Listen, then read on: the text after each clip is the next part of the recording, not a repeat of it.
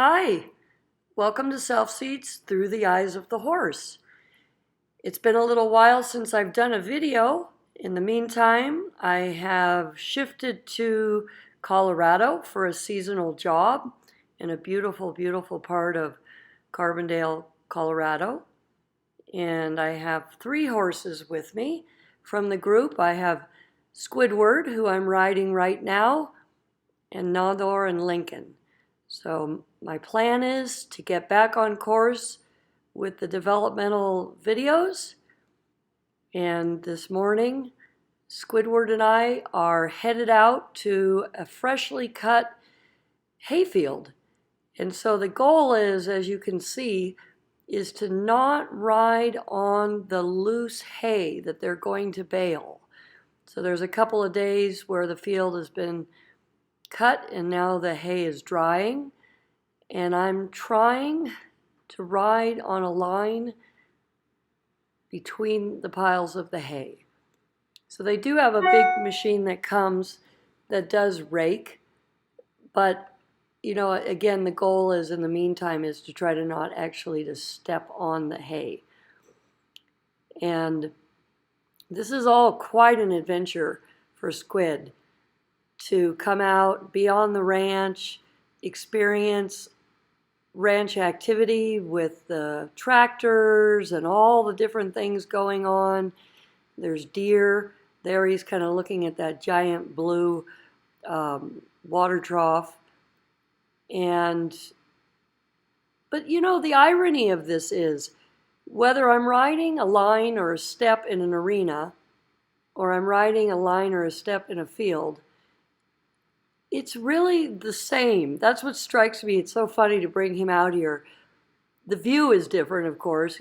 I mean, look at these skies, and videos never do justice to reality, but there's an attempt there, is to just experience every moment of what his, balance is, weight distribution.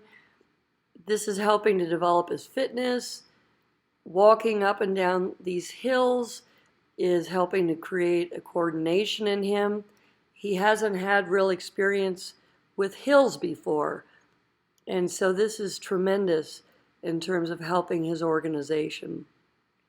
I'm really appreciating that he is willing to step away from his herd and to come out here and to experience all of this with a calmness and a presence in what we've already developed together. So in the time that I've had Squid now, he has shifted. This is the 3rd location, and it just, again, it's a real credit to horses' flexibility and intelligence that he comes out here and, it's so different. And there you can see a little bit with the bugs are starting to come out now. And I'm trotting him along really in an open way, as if I'm going for a big trail ride in my old days of endurance riding, competitive trail riding, that I just want him to go in front of my leg, be forward. I have contact. I'm not trying right now as I warm up. This is a warm up, just started trotting, to make him round. I'm just trying to get him to be open in his mind, positive, and going. And then after I start to work, I'll start to ask for more decontraction of the jaw, the poll, roundness over the top line. Is it a requirement?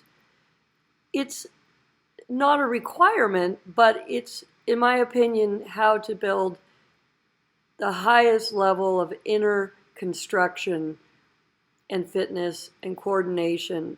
So he's a horse that's going to go on and be in the jumping world.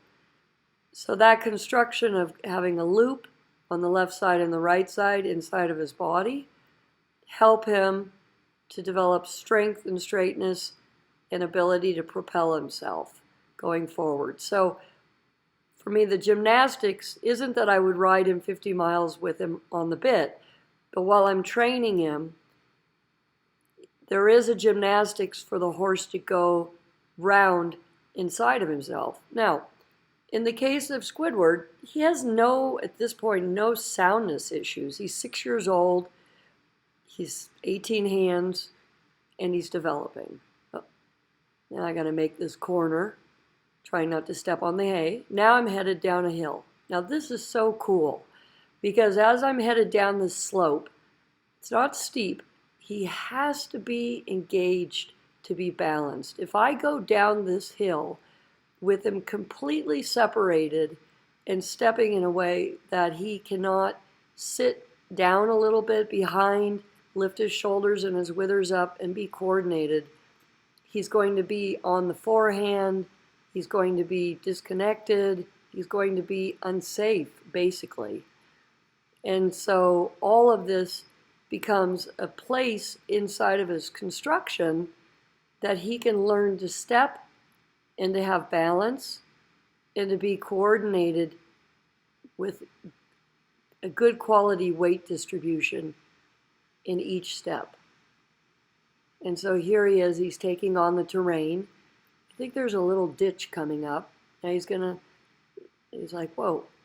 Now isn't that the irony? See, this is what I love about horses. He's like, what the heck? That pattern, the little ditch. And again, I love it. He's looking at it. He's not backing up. He's not running sideways. He's thinking about it, and he goes.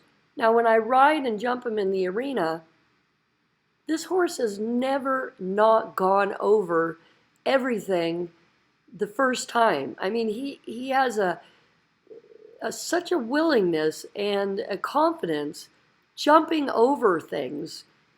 But this is different, to deal with terrain changes, to deal with ditches.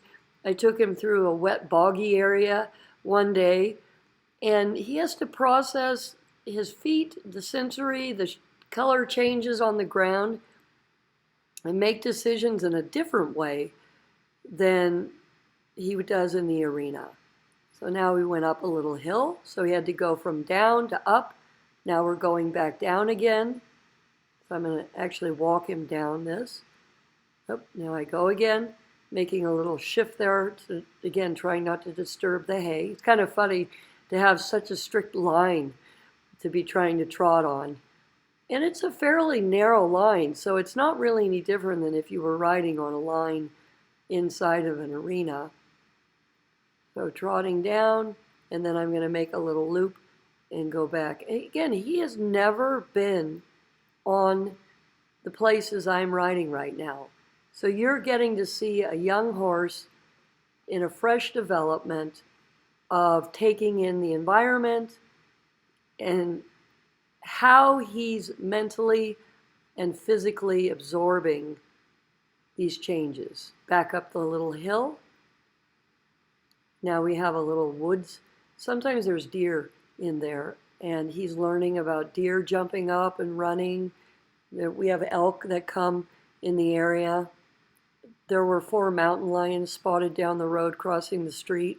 So I'm not sure, there's a little concern around mountain lions. I don't think they've met mountain lions yet, but there is a concern there. So now we're headed back down the hill again, and he's doing a great job.